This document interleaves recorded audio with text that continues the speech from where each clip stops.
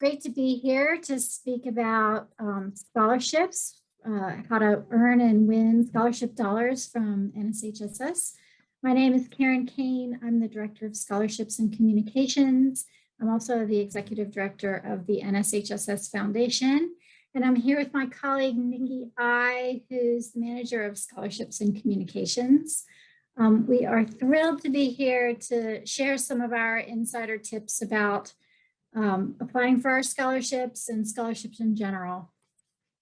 Before I dig into the meat of the presentation, for those of you who aren't familiar with NSHSS, a few quick facts. We are a distinguished academic honor society, recognizing high-achieving, diverse young scholars, and we have a mission to honor your achievements and provide scholarships. We have more than 1.7 million members around the world in 170 countries, 26,000 high schools. We were established by Mr. Klaus Nobel, who is from the Nobel Prize family. Our membership is a lifetime membership, one-time membership fee of $75. And there are lots of benefits of being a member, including all kinds of partner opportunities. We and our partners award more than $2 million in scholarships annually. And we also honor educators. We have 40,000 educators of distinction in our database. Why would you want to be a member of NSHSS? Well, beyond the recognition, we have all kinds of leadership opportunities. It's a great way to network with like-minded students and advisors who can advise you and help you on that journey from high school to college to career. And lots of our members are involved in all kinds of community service and collaborative projects. And it's just a great network to be involved in. Like I said, we have scholarships. We have a whole host of webinars. We're back to doing in-person events. We have an upcoming big Scholars Day coming up. And with college and career fairs, we also have opportunities for internships, study abroad, and all kinds of college prep and other services. So getting to the meat and potatoes, how to find and win those scholarship dollars. So this will kind of give you a breakout as to what we're going to be discussing in today's webinar. So we'll go over a couple of the basics, how to plan out your overall strategy, some tips and tricks for how to make your application really stand out to the different committees, a couple of common myths about scholarships, and then give you some specific NSHSS scholarship information as well that you can then take with you. So first of all, loans, scholarships, and grants. What's the difference? So loans and grants are a little different than scholarships. So grants and scholarships, repayment is not necessarily required. Scholarships are more based on merit, or it can also be based on need, and they're local and national, or either or. Grants, repayment's not required either, but those often require a financial qualification to be met. And a lot of times you can get especially federal grants by filling out the FAFSA. The loans, however, those are the dreaded student loans that we all have heard about when we think about student loan debt. That is where repayment is required. You get those after you fill out your FAFSA, and it helps to cover whatever scholarships and grants and any tuition assistance doesn't cover for you. So that's where a lot of that comes in. So now that we've distinguished the differences. One quick thing about FAFSA, everybody should fill out the FAFSA, even if you don't plan on taking advantage of the loans. Some schools or institutions will use the FAFSA as a requirement for being even considered for their institutional loans or grants, for their institutional grant or scholarship. And a lot of times that helps to determine work-study programs or different on-campus ways that you can receive that additional financial assistance for college. So when should you apply? When it comes to scholarships, it's never too early. You want to apply as early and as often as possible. Scholarship programs open and close throughout the year. So the biggest mistake that students make, number one, is just not applying or waiting to apply until their senior year. We actually have a great scholarship program, the NSHSS Your First Scholarship. It walks you through the entire process from start to finish.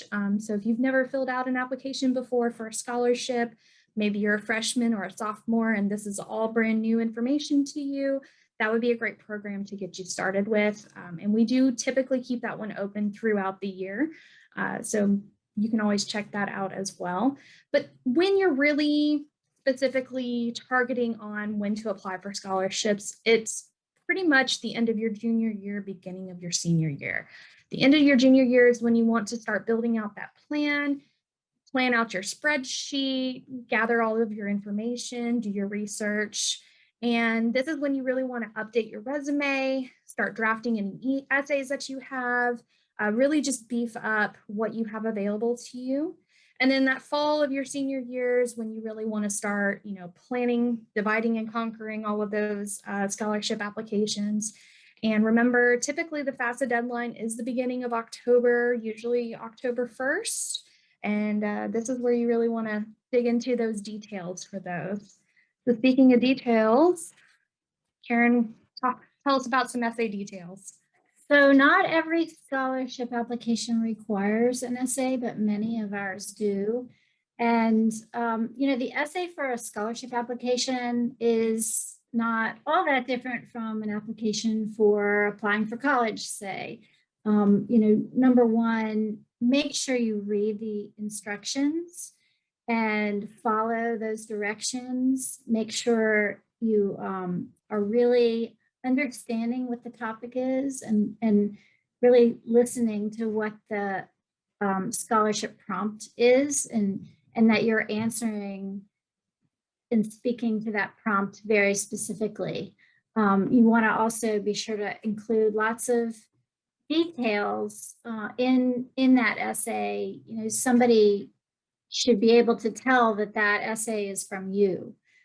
So there should be specific details that specifically speak to you and the qualifications you have and your story. Tell your story. When it comes to the content of the essay, you want to focus on the quality of what you've done and not quantity. We don't want to see a laundry list of all your extracurriculars. That's sort of reserved for your resume, but rather, tell the story of how you've really engaged and can speak to that prompt.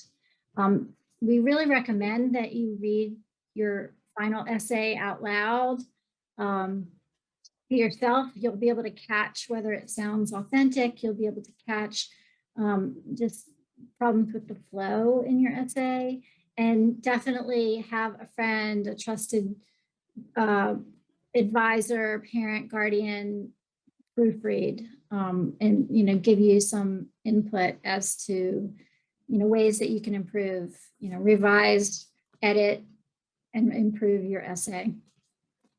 And finally, there's definitely room for some creativity in that essay. The way to stand out is to really make it an authentic story that you're telling from the heart, and you can get a little creative in that storytelling. Definitely. And one of the ways that you are able to kind of tell your story in a different way is by those letters of recommendation. It's really important that you ask someone who has interacted with you not only in the classroom, but outside of the classroom as well.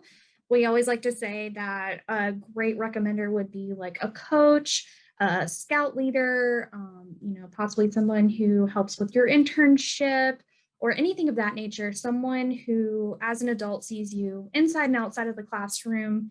And when it comes to letters of recommendations, there's a couple of do's and don'ts. So as far as the do column goes, you want to make sure that you find someone who, as I mentioned previously, knows you kind of inside and outside of the classroom. You do want to make sure that you give them all of the information they will need to prepare and submit your recommendation, including the deadline. We always want to make sure that they're aware of when that deadline is. Make sure you give them a couple of friendly reminders as well. And also make sure that you read the application requirements carefully. Some applications require more than one, some require just one. So you want to make sure that you are aware of that ahead of time going into your application, so you know who to ask, and you have a list of backups just in case someone isn't able to complete that recommendation for you within the time frame. And as always, they're doing a kindness for you, so always make sure you say thanks. A handwritten note can go a long way, not just an email or social media post. And you always want to maintain that communication with your recommender to make sure that if they have any questions, they can communicate them to you. And if you have any further questions that maybe you need some additional help from the application providers themselves, you're able to get those answered before the deadline. Now, a couple of don'ts when it comes to those letters of recommendation: don't ask for them at the last minute. Educators and a lot of these other adults do have full-time jobs and other things on their plates. So you want to be respectful of their time and make sure that you give them the time to give you a quality recommendation. Also, make sure that they know that you've listed them as a recommender for their application. You never want to surprise them with that information. Always make sure you don't skimp out on the information that they need in order to provide the right kind of recommendation. And don't take it personally if an educator isn't able to do one for you. Sometimes it's just not the right timing, or they're not going to be able to do it for you, but in no way, shape, or form does that necessarily mean that they wouldn't want to give you one. Just be mindful of that as you go into, grabbing onto these letters of recommendation. And as Karen mentioned earlier, talking about a laundry list of your accomplishments, the resume is really the best place for you to be able to put this information. We like to call it an academic resume because a typical resume is where you put your job experience in and the different skills you've accumulated over time. But when you're applying for scholarships, an academic resume is actually a better suit for this, because not only do you get to add in your contact information, but it's a great place for you to add in your NSHSS membership status, any of the extracurricular activities you've been involved in, your academic achievements and accolades, if you've won any awards, if you've volunteered, if you've done any community service. This is a great place to put that as well. And also, if you've had the opportunity to participate in any leadership activities, whether within NSHSS with our ambassadors program and collegiate council program, or something at your school or within your community, this is the best place for you to be able to log that information for us to see at a glance. As well, you can always add in your references there too, if you would like, at the bottom. Definitely include your NSHSS membership. Definitely. And speaking of our NSHSS members, one of our members, our previous member, Grayson Hoy, he was actually one of our collegiate council executive vice presidents and one of our scholarship winners. He likes to say that we are all the sum of our experiences. And we've always felt that's the best quote to kind of cap what a resume is for you. And he's actually written a blog post on our website, what your application needs to earn that NSHSS scholarship, that gives you a lot of helpful skills and advice as far as crafting that resume to really make it personal and unique. So what makes a scholarship stand out, Karen? Well, I covered a lot of this before, but it's worth repeating. Be sure to read and reread the instructions so that you know you're answering the application questions and prompts directly and as strongly as you can. Really be authentic. Like I mentioned before, the storytelling. This is the opportunity to really showcase who you are and what your accomplishments are, and maybe fill in some of the blanks that aren't going to be that obvious in your resume. And, you know, I can't stress enough to double and triple check your work. Make sure there are no misspelled words, grammar errors, or any, you know, punctuation problems, and just good flow. You want to make sure that you've been thorough in proofreading and getting all the details, all the I's dotted and T's crossed, as they say. Sometimes our applications, other applications will have required submission points, and also some that they say are optional. Our recommendation is to try, if you can, to submit something if there's an optional request for, say, additional photos to help support the story you're telling in your essay, or videos, any optional documents that you'd like to upload that help us to get a fuller picture of who you are and what you've done. Pay attention to those deadlines. Lots and lots of us will wait till the last minute and cram to get it done in time. That's not going to serve you well, No. especially when you're trying to get your recommendation, your letters of recommendation in, and make sure your essays are clean and, you know, are the best that they can be. You want to give yourself lots of time. So do your best not to bump up against that deadline. And, you know, leaving that lasting impression. You know, the scholarship committees are reading lots and lots of scholarship applications. And so any way that you can leave us with some lasting impression, something that's going to make your application completely different from everyone else's and make it stand out and make it be a winner. Definitely. You know, and some of the myths that, you know, we've encountered working with scholarships is, you know, they're listed here, but one of the main ones is, you know, my grades aren't good enough to win a scholarship. That's just not true. There are actually scholarships out there for every type of student, whether you are, you know, a 4.0 GPA, top of your class, or maybe you're more in the 3.0 range, or maybe lower. There are scholarships out there for you. You just have to make sure you do your due diligence and your research to plan for those. Another myth we find a lot of is, you know, you have to be a high school senior to earn a scholarship. NSHSS, for instance, we award programs to high schoolers of any level. So whether you're a freshman or all the way up to a sophomore or senior, you know, we are able to hold on to those funds for you. Not every scholarship provider can do that, however, so you want to make sure that you check into those details on the back end there, but you don't have to be a senior to win a scholarship. In fact, many scholarship winners of ours win their awards when they're sophomores and juniors in high school. And just check the requirements for each program, because yes, some are open to high school students and others may not be. So exactly, it's just each one, you just need to check those requirements. Sure. And then one of the last myths we get a lot is, you know, hey, I applied for a scholarship. Shouldn't I find out if I won right away?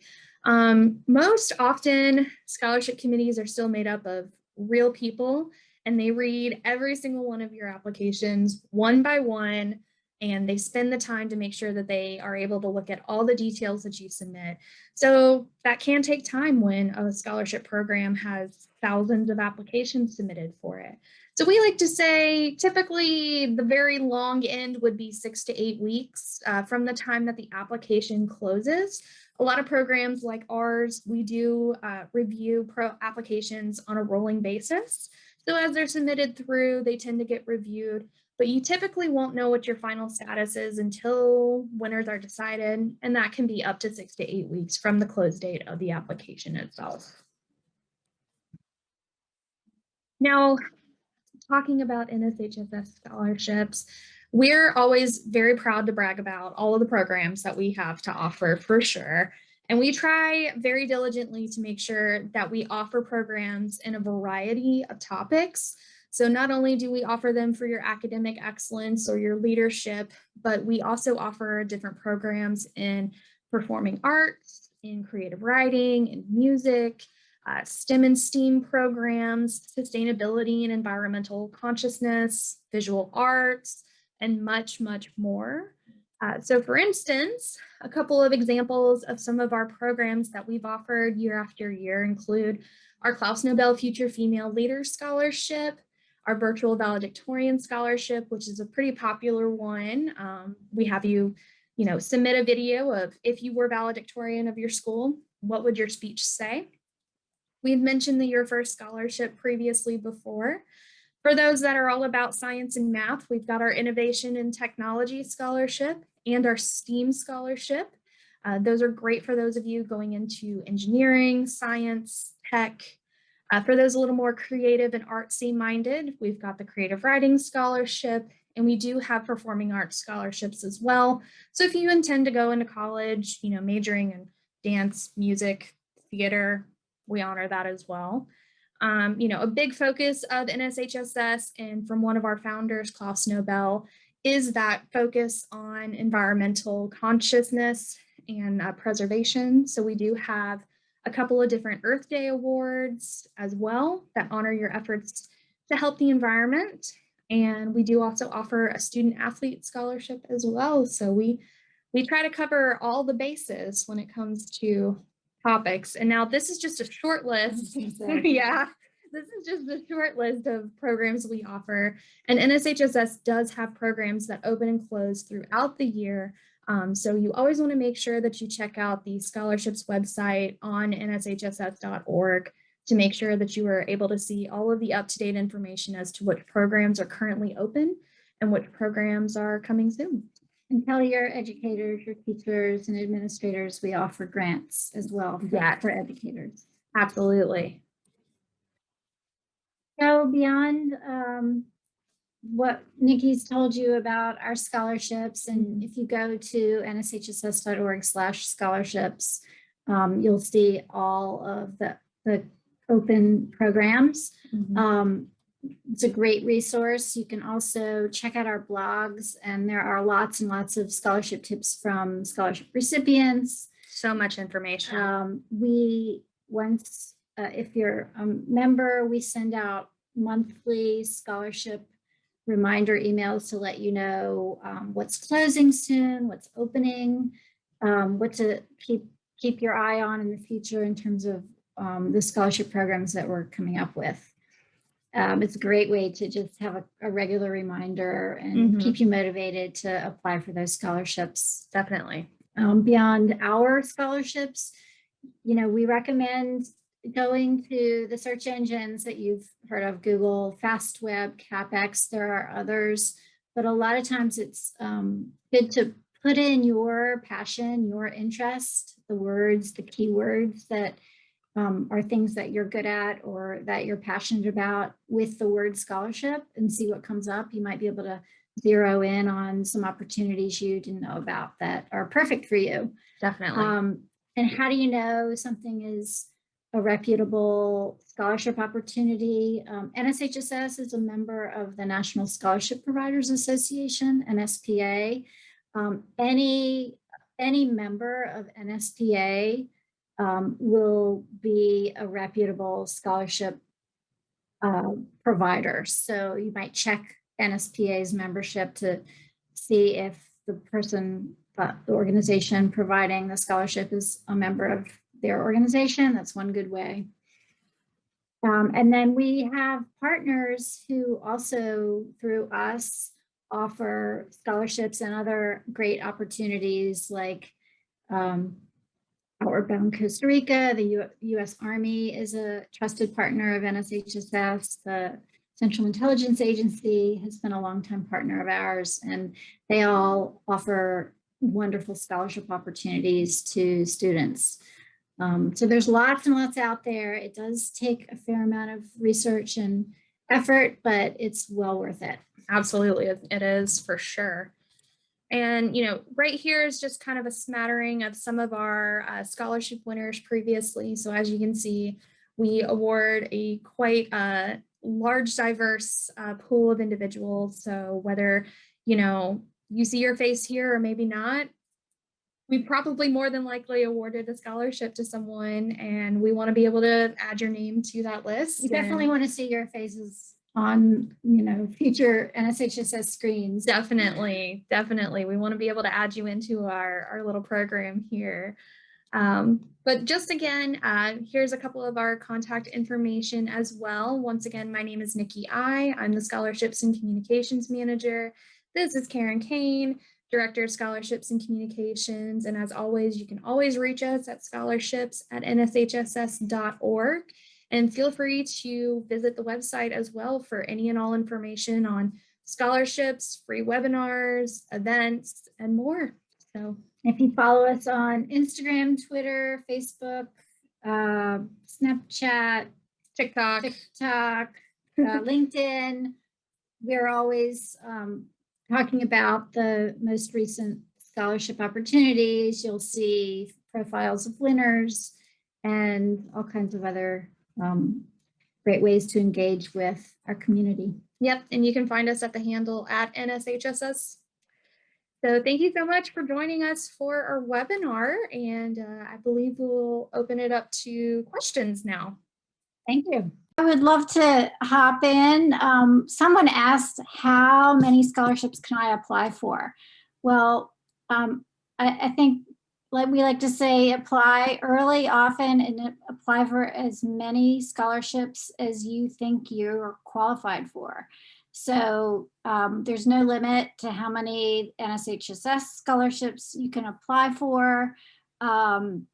We do recommend that you look for the ones that are a true good fit for you. So don't waste your time on scholarship prompts that or topics that you don't think really match you and what is going to speak to your skills. We do have limitations on how many scholarships you can win within an academic year. So you can only earn one of our scholarships per academic year. But go ahead and apply for, typically we say the more you apply for, the better chance you have of earning scholarships and adding up those dollars. Absolutely. You want to bank that as much as you can. You don't want to have to take out any student loans if at all possible. And we have actually had quite a few members who have successfully won scholarships academic year, back-to-back academic year. So, we've had quite a few of our members be able to do that. So never, just because you get declined for one program doesn't mean you won't get accepted for another. So always keep applying. There was another question that came in about how many scholarships can I apply for? Oh, sorry, are there scholarships for colleges abroad? The way our scholarships work, if you earn the scholarship, it can be applied to any accredited college. It doesn't matter if it's US based or a college abroad. We can send those funds directly to the college of your choice. We've had scholarship winners all the way across the pond in London and in Spain, so even to China as well. So we can send those funds wherever we need to send them. And speaking of abroad, we also do have scholarships for people who are looking to travel abroad. So it's specifically for those travel abroad programs. Well, of course, with COVID and the pandemic this year, not many study abroad programs happened, but typically we do have a study abroad program. It's the Dye Yearberry program.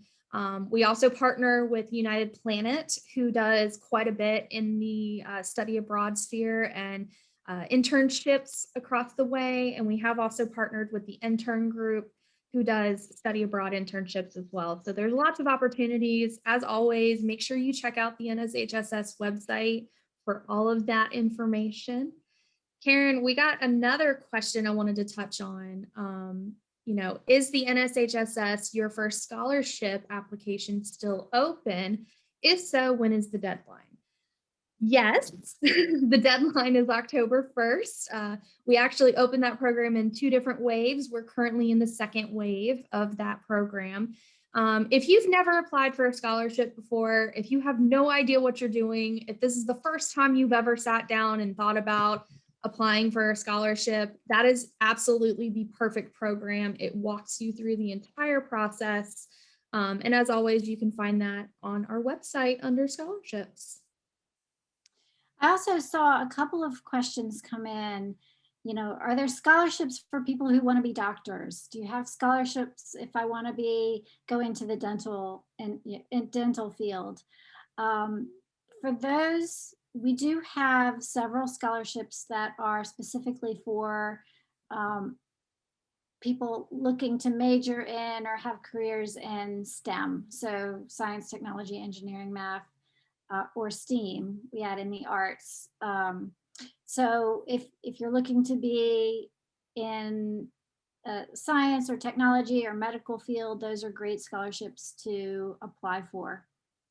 Nikki, do we have any others that you think would be relevant for,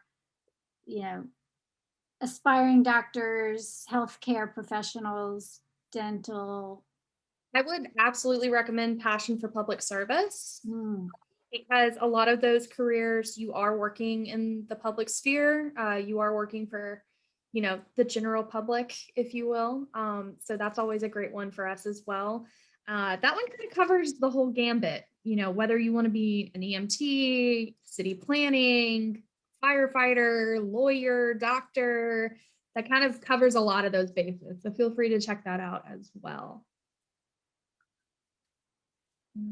I see one you were interested in answering about what are good resources for finding scholarships for high school students.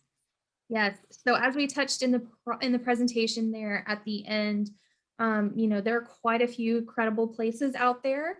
NSPA is the National Scholarship Providers Association, so you can always check out their website to make sure that you have, who you're looking into for a scholarship is legit.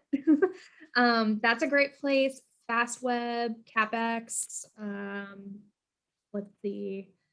Scholarship America, they're a wonderful resource for that as well. Karen, do you have any other recommendations? Those are good, sort of curators of scholarships. And I would just say also, look for your local scholarships. Sometimes your Chamber of Commerce or the Masons or the, different organizations in your hometown, even local banks sometimes will have scholarship opportunities. And those are really, really good places to start your scholarship search because, those local businesses that are offering money to high school students have a real vested interest in you because you're part of the community. So I would look there as well.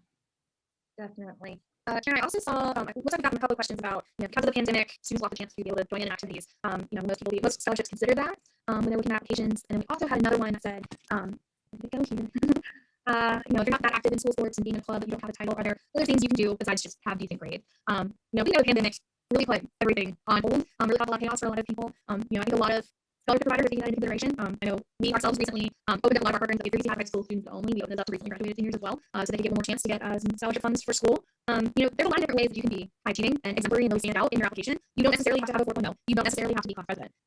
Just do the things that make you passionate and let that show in your application. If you're a Girl Scout, talk about your experience, talk about what you were able to do. If you like to volunteer on the weekends, talk about where you go, what you do, what kind of causes are close to your heart. Do you have any other suggestions? Yeah, I'm recalling one of our scholarship winners who actually spoke about this at one of our events, our event at Columbia University. And she talked about how she wasn't an athlete, she wasn't the president of any clubs. She just didn't feel like she had those leadership qualities that scholarship was going to require. And so she just thought, well, what am I good at? And she's I'm good at English, I'm really good at writing. And so she started tutoring students who were younger than she, and that turned into like something that was really fulfilling for her and helpful for the students she was working with. And so she wrote about that and earned scholarships and earned her way into Barnard College, which is affiliated with Columbia. So it was, good story. Just think about what you're good at, what you are passionate about, and you can turn that into a story that's gonna show how you are different and stand out and are unique and deserving of a scholarship. Absolutely. Tell your story. Even if you think it's not as engaging as you think it might possibly be in your head, to a scholarship committee, your story could end up being something that that person, really sticks with them, and that really, gets you that last little bit home. So, you always want to make sure that you just speak from the heart, tell your story. That's another one you want to answer, Karen. Nikki, do you have to be a member to apply for these scholarships? No, we do have certain scholarships that are for NSHSS members only. For instance, our Collegiate Council Leadership Scholarship and our Ambassadors of NSHSS Scholarship. You have to be part of the Collegiate Council or you have to be an ambassador to apply for those. But the vast majority of our programs, you don't have to be a member. They're free to apply for. And what's great about that too is that you have a smaller pool, which means bigger chances. So you definitely want to make sure that you are able to, apply early and often. Don't just apply for a program just because you just want to check it off your list. Make sure you actually fit the program. If you've got an interest in engineering or tech, we've got artificial intelligence, we've got innovation in tech, STEM, STEAM, these kind of things, really make sure that you're applying for programs that, you fit. Nikki, here's a question. Is there a place where students can find examples of scholarship resumes, that academic resume? Yes. So actually, a good old fashioned Google search is always helpful. We all know that Google is helpful in that way. I would also recommend checking out a lot of, employment websites, actually, like Indeed. They have a great blog that we actually reference in our application for, what is an academic resume and how do you kind of format that and tailor that and what to include in it. Also, the Muse is a great resource too for that. The NSHSS Career Center has a resume review service. I think that you can get a complimentary resume review. And, if you let them know you're specifically trying to create an academic resume versus a resume to get a job, I'm sure they can help you through that. Absolutely. Karen, how do we start applying for scholarships? Oh, well, if you've never applied for or earned any scholarship at all, we have the Your First Scholarship program, which is a great one to start with because we walk you through every single step of that process with tips on how to complete each step. So tips on how to do that resume, tips on how to ask for a letter of recommendation, reminders about how to make your essay stand out and make sure it's grammatically correct, etc. So that's a great one. And I don't know, Nikki, do you have any add-ons for that? How do you start? Just find something that you think is a good fit and go for it. I always like to say, open up Google and type in that search bar something you're passionate about and then add the word scholarship to it. That's a great way to just start. Do your research, just like you would when you're researching different colleges and universities to go to. Just do some research. If you want to be, really extra, you can always create an Excel spreadsheet. Get a journal or notebook, really kind of keep track of all these different places that you want to be able to apply for and just start, just pull the plug and just do it. The worst thing that can happen is they tell you no, but the best thing that can happen is you get money for school that you never have to worry about paying back. So, definitely just give it a shot. There's a question, what could we include in our recommendation letter? I'm not sure if this question's being asked by a potential recommender, an educator, or a student, but the the way our applications work is you will request a recommendation letter from a teacher or a coach or some trusted adult who you want to write the letter for you, and that request will get emailed to them. And then you really should follow up with that person, make sure they got the request, make sure they're willing to do the letter of recommendation, and then provide them with your resume, a list of your accomplishments, maybe even write up some of the things that you're proud of that actually match the scholarship that you're applying for, to give them some material to include in that letter of recommendation. But you're not going to see the letter that they write. They're going to submit it directly back to us. Yeah, you'll know whether they've completed that task so that you can submit your application, but you won't see that recommender may choose to show you the letter that they've written, but they send it directly to us. Hope that answered the question. Let's see. Are there any scholarships specifically for marginalized groups at NSHS? Thanks. Well, to answer your question, we love to celebrate our extremely diverse group of individuals that we call our NSHS members. We have quite a different variety of programs. We have our diversity scholarship. We have our passion for public service is always a good one. We do also have our activism and advocacy scholarship too. We do a couple of female identified scholarships. So if you're identified as female, we have scholarships for you. More than anything, if you meet the eligibility criteria and you tell a great story, that's all that really gives you the edge. Another question about I think the best time about colleges to answer both is the college application stage begins in the fall, and you're going to want to submit those applications in the fall. Usually the latest colleges accept applications are in January, sometimes February. There are a few colleges that have rolling admissions, so you can apply to them throughout the year. The bulk of colleges are looking for your application to be submitted in the fall of your senior year of high school. In terms of scholarships, our scholarships open throughout the year. You can apply for them, when they're open, anytime. Many of them are open between January and May, and then we'll have another batch over the summer into the fall. So just keep looking on our website for our scholarships. We always keep that area as up to date and refreshed as possible. And we're always looking to, offer new opportunities.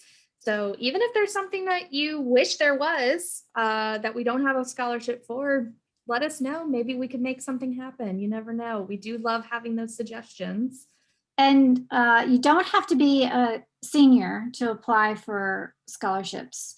You can apply, many of our scholarships are open to any high school age, freshman through senior. And we also have a good chunk of our scholarships that are open to college students as well. Absolutely. If you earn a scholarship and you're still in high school, say you earn one of our scholarships when you're a junior, we'll just hold that money until you are enrolled in college, and then we'll issue the funds to the college that you enroll in. Exactly. And we've had a couple of our scholarship winners who, one of our future female winners in 2020, she ended up pushing school off for a year and a half and took a gap year. And we were able to hold on to those funds, no problem. We've had other individuals, get to start college a little earlier than they thought. So we've been able to do that as well. So it all depends on the scholarship, but what I can speak to from NSHS, we can hold on to that for you until you're enrolled in university. Let's see.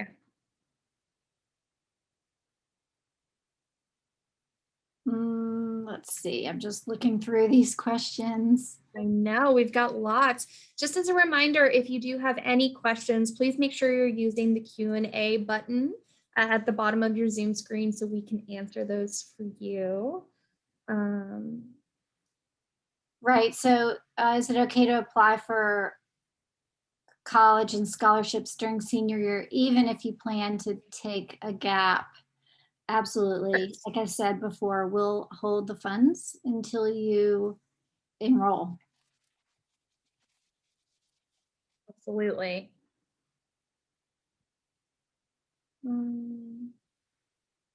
Let's see.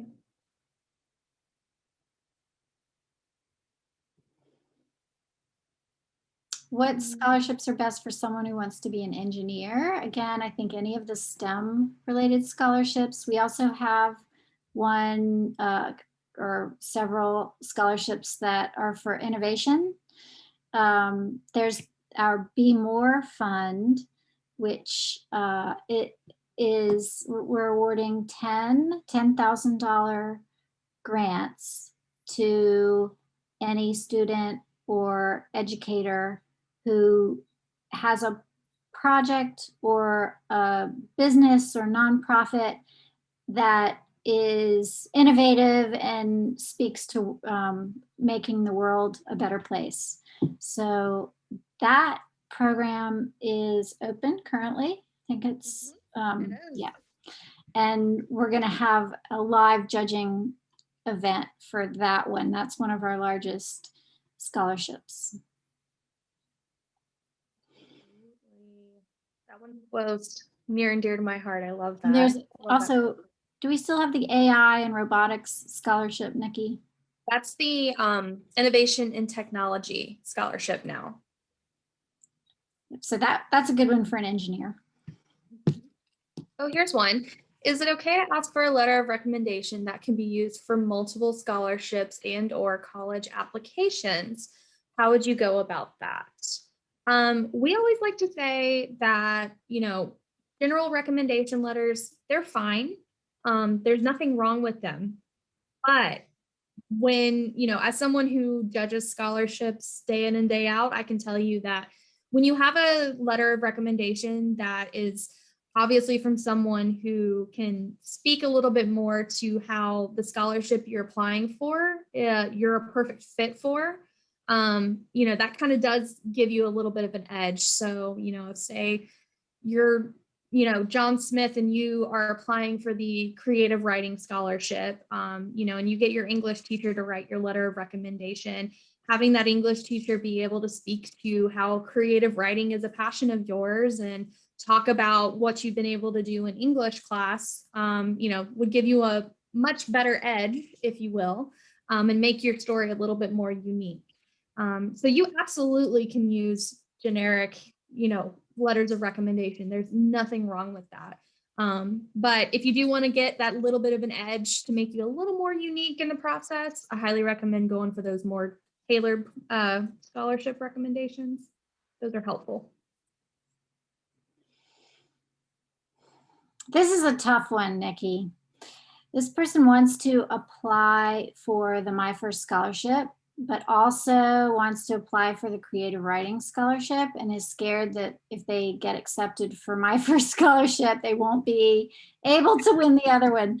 So, you know, choices. Choices. So our first scholarship program that we have is specifically built for those who have never applied for a scholarship before, have never won one before. Now, just because you apply for it doesn't necessarily mean you will get it. So please feel free to apply for as many programs as you feel you are the best fit for. You know, and it just kind of depends. You know, I will say that there have been plenty of times that I've been going over an applicant's application for one program, been able to see that they applied for another program, and I can sit here and say, you know, their application for this program is a lot stronger than their application for this one. I think, you know, let's go with this one over here, kind of thing. Just make sure that you have a strong application regardless, you know, do everything you can to make yourself stand out and unique, utilize our tips and tricks. You can still view those tips and tricks on writing your essay, getting your letters of recommendation, all of that on our website under our scholarships tab. You know, we have all that there. Karen, did you have anything you want to add to that?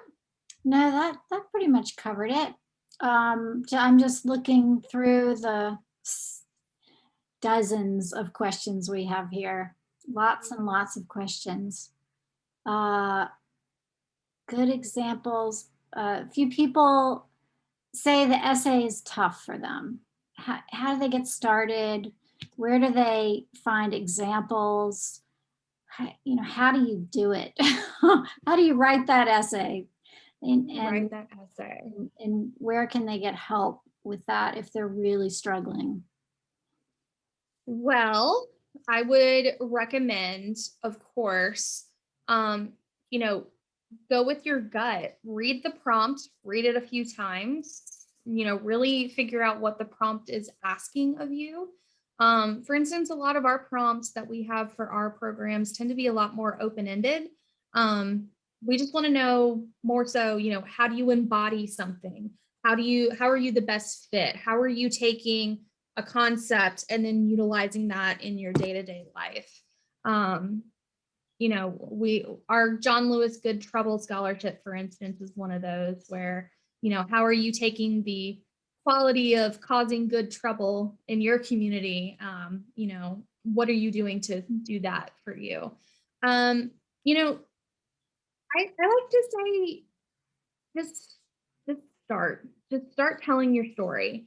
A lot of the essays that I end up reading for these applications, the ones that really grab you are the ones that immediately start with the action. They start with the story, they tell you everything you need to know, they're detailed. um you know this isn't a school essay necessarily. Right. You want to put your passion into it. You want to put your heart into it. Karen, do you have any other tips? You know, with any writing project, and this is, it's a writing project, know that your first stab at it is not going to be the one you submit. So go into it knowing that you're going to write a draft and show it to someone or many people who you trust, for their feedback, and go back at it and revise it. And it will get better every single time. And at a certain point, you'll feel like you've invested enough time and that it's representative of the work that you do and are proud of. And that's when you can push the button to submit it. But and then once you have an essay or two that you've drafted, whether it's for a college application or a scholarship, kind of hold on to those as material that you can draw from to use in future applications. You wouldn't, probably cut and paste the whole thing, as is, but you can use pieces once you've done that work to craft those examples and that story and those paragraphs that really tell who you are. You can use pieces of those for your next application. And Are all scholarships for college tuition?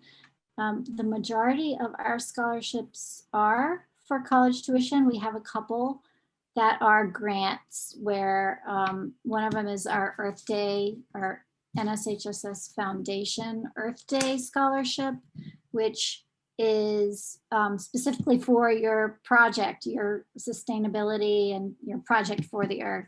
So that one is not for college tuition. And then the other one I mentioned is the Be More Fund scholarship, which is a grant for your project or business to help make the world better.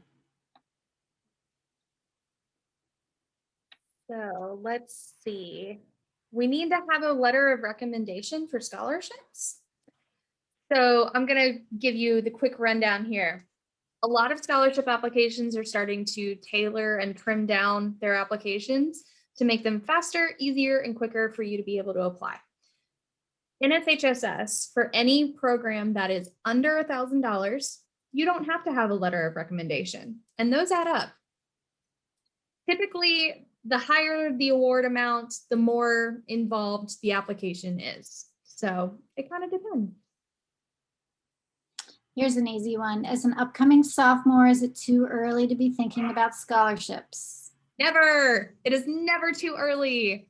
Never, ever, ever. In fact, one of our partners, Smart Track, they actually have a scholarship that they are partnered with us on that's all geared towards freshmen and sophomores, starting to tackle that big topic of how do I afford college at all? And that's a great program to look into as well. It's never too early to start applying. Even if you're going into your senior year this fall and you're suddenly hit with that panic of, oh no, I haven't applied for anything yet. What do I do? Just start now, start yesterday, start tomorrow. There's never too late or too early a time. You really want to make sure that you actually apply though. That's the important part. Here's another question about letters of recommendation. I have a tennis coach. I want to ask for a letter of recommendation, but not sure if that's okay because the coach doesn't see this individual in the classroom. Absolutely, if it's a coach or, a drama, someone who sees you regularly outside of the classroom, who can talk about your character, talk about your resilience, talk about your perseverance on the court, or and your skill and how nice you are, because those things matter. Definitely ask someone who you think who you think knows you well and will say things that paint you in a really great light. Absolutely. I always like to say, you can, of course, ask an educator, whether they're a current educator of yours or a former. Scout leaders, mentors. We've even had individuals who they're manager of their volunteer work. We've had church small group leaders. We've had all kinds of different individuals. So you have lots of options there as far as who you can ask. Club sponsors, those are great as well. There's a very specific one about the creative scholarships we have opening up. Can I submit both a piece of pottery and a fictional story for the creative writing scholarship? Well, the fictional story, a piece of poetry, not pottery. Oops. So with our creative writing program, and our visual arts program is like this as well. We do judge on 2 different categories. You are welcome to apply for at least one or both. So you can apply for either one, or you can apply for both of them. You actually get to do that all within the same application. So once you start that application for that, you'll be able to look at that and upload all of your pictures and everything that you need to do.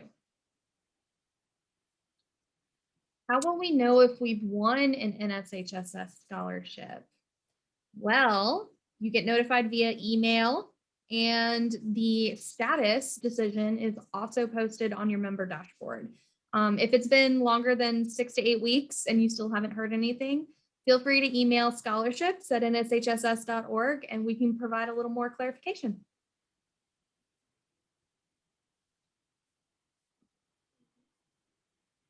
Let's see. Karen, do we have scholarships for college for undergrad and postgrad studies? We do. There are several of our scholarships where the eligibility requirement is states it's open to college students, and we don't usually limit that to just undergrad. I think it could also be applied to graduate school. Absolutely. And we have made a concentrated effort to make sure that we are offering more programs to those that are already in college. For instance, I saw another question here about, does it matter what type of college you apply to, community, 4-year, university? Of course, always go with the school that you feel is the best fit for you, whether that's an Ivy League school or your community college. If it has the program you're looking for, absolutely go for it. And I can also say that for us, we've made, for instance, we have added a community college and trade school program that is all about giving money to those that want to attend a community college or want to attend that trade school. So those of you who have been asking about dentist school, you know, or going into, you know, mechanics or machinery, that sort of thing. That's a great program to look into. Couple of questions here about transcripts. What's the difference between official and unofficial transcript? And how do you get the transcript if school's closed over the summer? Do you have any advice on that? I would say, you know, I know there's a couple of different ways you can do that. I do know that there are some schools where you can pull up your grades online. You know, you kind of have a little portal dashboard that shows that. That would be a great way to show that. You also have a way to, you can always reach out to your school counselor. You know, the great thing is that official transcripts are the ones that you have to request from the school. They're sealed in the envelope. They've got, you know, all the, you know, big important lettering on it. But unofficial transcripts can simply be, you took a picture of your online transcript from your last school year, and that works as well.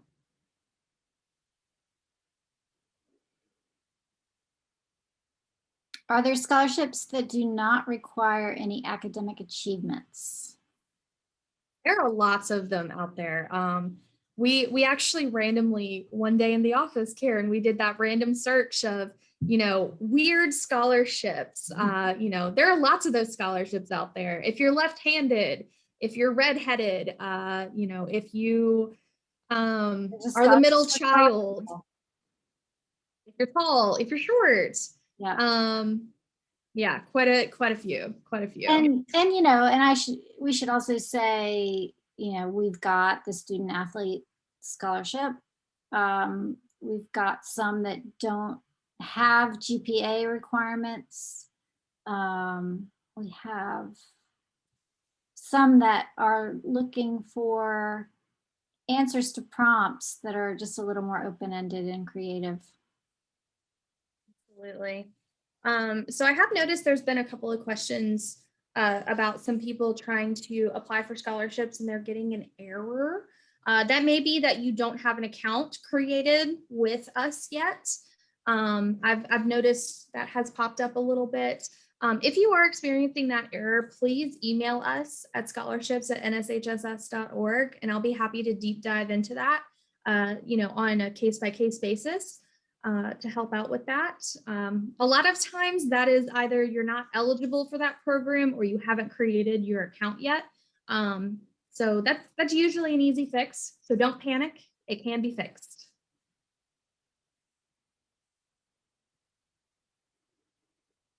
Let's see. Can I ask my work manager for a recommendation letter? Of course you can.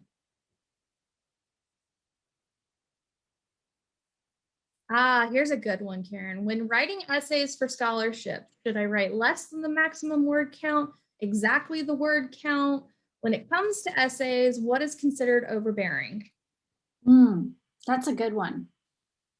Some, I know some applications have a hard stop at 500 words or whatever the limit is. We don't necessarily have a hard stop, but we have recommended, you know, write 300 to 500 words on this topic. And, you know, you can go over a little bit, but if we're asking for 300 to 500 words, don't give us 10,000. That would be overbearing. Yes. Nikki, you probably have a good answer for this also. I will say that if you're given a range, try to fall somewhere in between them. You know, we do have a couple of applications that require like 500 to 800. You know, even if your application essay is only 501, you meet the bar. You're good. You know, you definitely, you want to fit that range. Don't go less than, like too far less than. There's a difference between. Yeah, there's a difference between if the limit is 500 and your essay is 490, that's fine. But if you give us, you know, 200 words at most, that's not going to get you that scholarship that you're looking for. There's a question, can you apply for a STEAM scholarship even if you plan to get your MBA? Absolutely. If you have relevant experience and interest in a STEM or STEAM related scholarship prompt and topic, you are more than welcome to apply for that scholarship, even if you plan on majoring in, you know, something completely different. One does not necessarily have to match the other. All right, Karen, we've gotten this question a couple of times. How do you know a scholarship is legit? Right. So one of the things we mentioned in the presentation is you can look at the members of the National Scholarship Providers Association. Any organization, any foundation or organization that's a member of NSPA is most certainly a legitimate resource for scholarships. You know, there's kind of an adage that you shouldn't have to pay to apply for a scholarship. That gets a little tricky because there are a few scholarship portals where they do want a subscription. I mean, there are plenty of available scholarships without having to pay. So I would, you know, I would look for those first. Legit. Sometimes all the scholarship application is looking for is your data. So if it seems too good to be true and you're having to enter a lot of information, and you know, they really are just going to be marketing to you for other things, that's a red flag. Definitely. I would say, you know, anything that, you know, just seems fishy. I know that sounds kind of general. But you know, when you're browsing around and, you know, I know I'm on Instagram and I'll get those, all get those tailored ads because that's the age of technology we live in now. You know, and you click on the ad, you go to the website, and then they're like, oh, we'll give it to you for free. Okay, where's the catch? You automatically have that kind of feeling. A lot of scholarship programs, I would say, if they don't publish their winners or at least show off some kind of winner pool as far as who they are, you know, us, for instance, we have our whole current winners and past winners. And also, if there isn't a way for you to actually reach out and ask questions, if there's no way for you to contact them, that's a good red flag as well. Here's a question. How will I know that the scholarship money will go straight to the college I will be enrolled in? In our application, once you earn a scholarship and you accept it, if you're not enrolled in college yet, you don't have a student ID at that college yet, you can request us to hold it. And then as soon as you know where you're going to go to school and are enrolled, there's a form you fill out that gives us the financial aid office's address. And you tell us which semester you want it to be applied towards, and we issue that check. As soon as the university gets that check and deposits it into your account, you'll see your balance go down. So that's kind of how that works. Definitely. I would say if you don't have that student ID number, if you don't have any, you know, information as far as outside scholarships for your university, just wait until you have that information. And speaking of colleges and universities, is there a schedule for your college tours for the fall? Yes. Not for this fall. I believe we're doing it in the spring, right, Karen? I'm sorry, I missed the question. college tours. Are we doing tours in the spring? Oh, Or are we doing any this fall? the only tour that we have coming up is the Nobel Week in Stockholm, Sweden. So we have that experience. You can go to Stockholm, Sweden and have a Nobel experience around Nobel Week, which is fabulous. And then the other tours we have planned are next summer, 2022. There's a STEM immersion experience that I believe has an MIT component, and there's an Ivy League college tour on the East Coast. You can go to our events page. Definitely look at upcoming events, and we do have under the events the academic tours thing. And there's a link in the chat for anybody that's been interested in those. Let's see, Karen, I don't have any leadership roles, but I have good grades. Because I don't have any leadership roles, will I be less likely to be considered for a scholarship? Not all of our scholarships are asking about leadership. Some of them are asking about your creative qualities or how you have excelled in a certain topic. Help me out here, blanking on. I would say deeds, not words. So a lot of leaders are, them by their actions, and not the fact that they go around saying, I'm a leader. There are lots of different ways you can be considered a leader and have different leadership roles. I think more importantly, it's more important for you to be involved and participate in whatever area you're in. So if you can't be a club president, be part of a club and really be involved. We also have the academic excellence. We do all our academics and not leadership necessarily. No. There's also our academic paper scholarship, so you can submit a paper that you've already done and been graded on and are proud of. So we have 40 of those this year, is that right? A lot of them. We're going to do one of those. Anyway.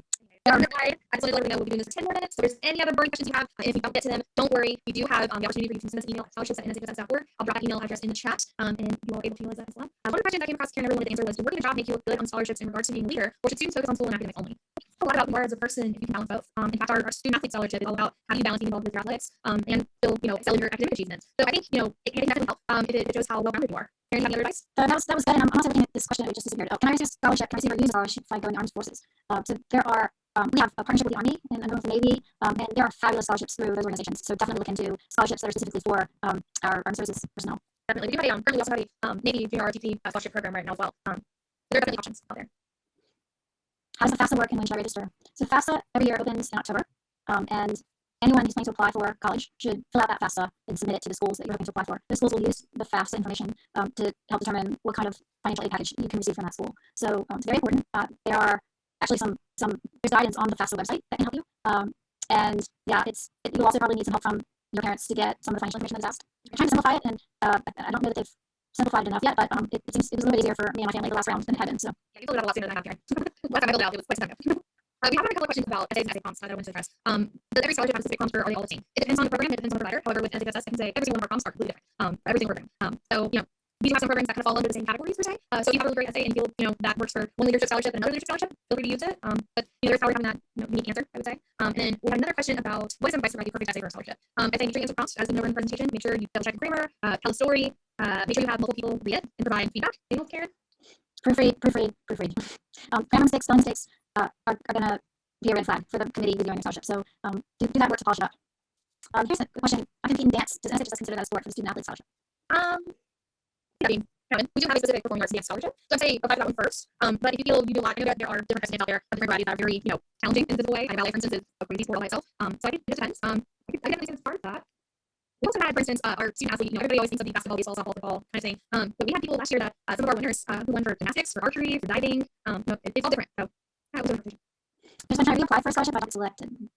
I would say that if you did not get selected for scholarship this year, I would say keep an eye out on the program, find out when it's reopen, and absolutely reapply. Take a look at your application and see, where you can kind of add a little bit more information, or change your essay, beef up your resume. It never hurts to reapply. Here's a question: what do you do if you have excess money from scholarships? Congratulations, first of all. That's amazing.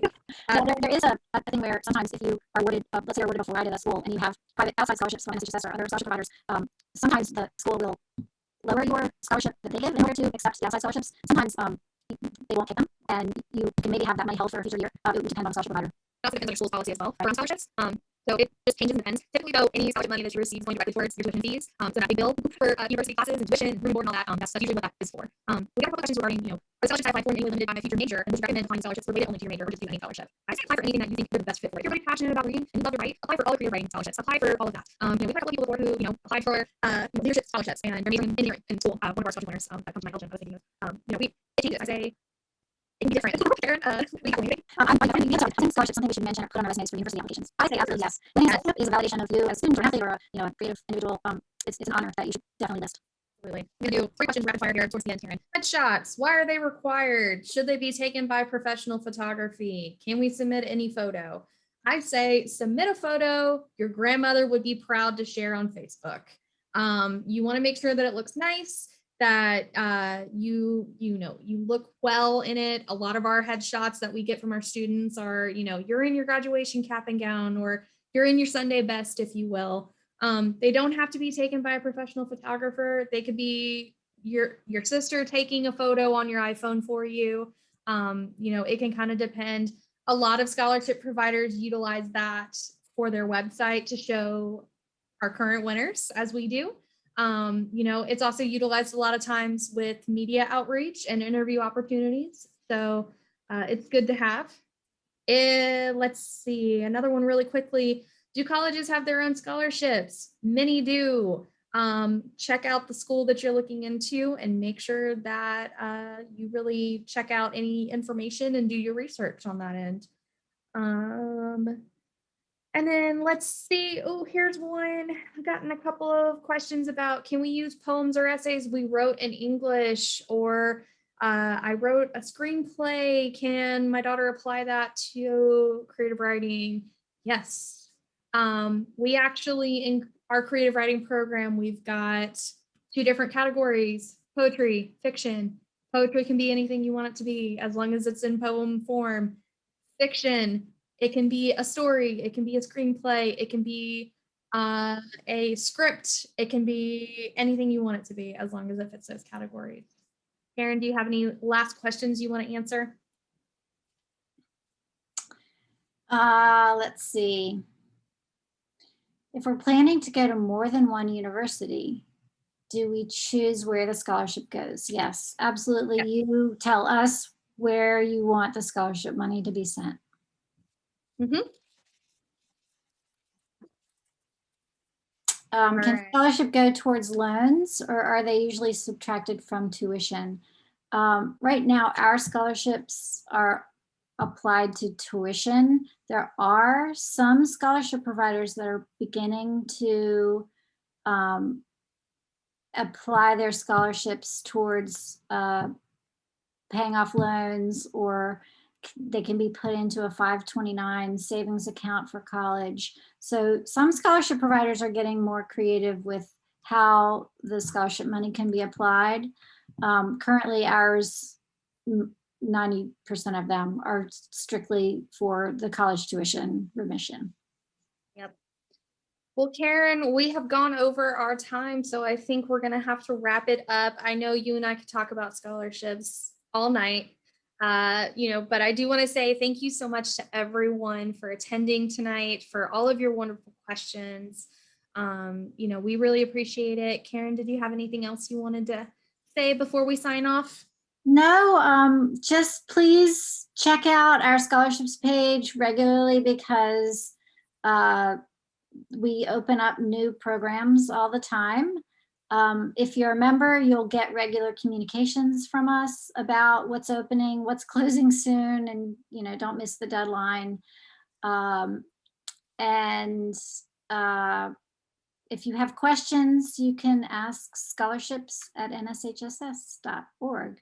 Also, check out our social media, our Instagram. We have ambassadors and scholarship winners doing takeovers just about every day to give you a day in the life of a student, and they'll answer some questions about NSHSS if you have them.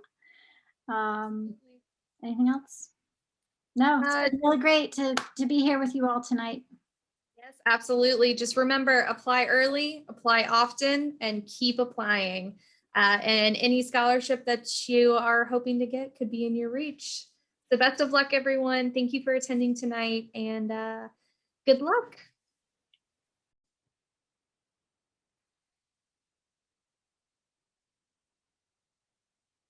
Oh, Karen, you're muted. I'm muted.